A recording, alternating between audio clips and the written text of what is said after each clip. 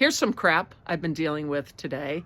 I'm not going to name anyone in this video because my goal is not to call people out, just to share some of the stuff that we deal with.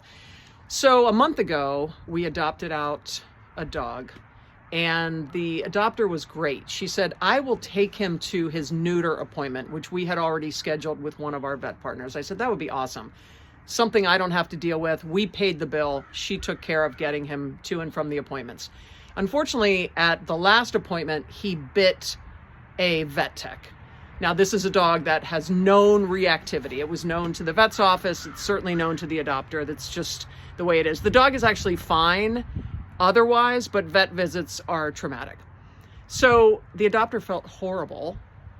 She also felt that the staff was not being nice to her and was almost blaming her for what happened. And they kind of made some statements that were a bit, I don't want to say threatening, but they were like, animal control is going to put him in quarantine. And like, they kind of scared her. And so when I spoke to her, I said, listen, here's how it works. If they file a bite report, then he will just be on house arrest for 10 days. It's okay. It's not a huge deal. So don't worry about that. And I think she felt reassured. So I spoke with the person who got bitten, and I said, I'm so sorry about that. And I also explained to her, we are not the legal owners of this dog anymore, and we were not the legal owners at the time of the incident. So there's not really much that we can do, but I just wanted to make sure everybody was okay.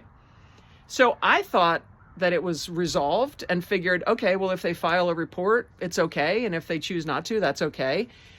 So imagine my surprise when last night I had just returned from seeing my parents, and there's a voicemail that I missed from someone who's higher up at the vet's office, and it was not nice. And then there was a text message that was even less nice. And that message said, if you don't get back to us by tomorrow, animal control is going to show up at your door. Wait, what's happening? So I responded and said, I'm not really sure what's going on. I have been in touch with your office. I spoke with the person who got bitten. We are not legally obligated in the case of this dog. So I don't really know what you want from us. Also, why would you send animal control to my house? I don't have the dog. So it's just such an odd thing. And so I said, what is it that you want me to do? And I was told, well, we have to know if the dog is okay. So now 9 days have passed since this incident, and they have not filed a report. And I said, the dog is okay. I am in regular contact with the adopter. Well, how do we know that? All right, I'll get the adopter to send me a video. So she did. How do we know that was taken today? I don't know, because we're not crazy people. Like, why would we mess around with that?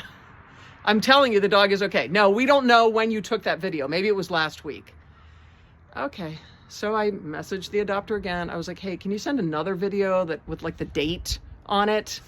I felt like we were doing a hostage video. So I send that off, and then I'm told that we have to send another video tomorrow because tomorrow is officially 10 days. So I guess they're not going to file a report.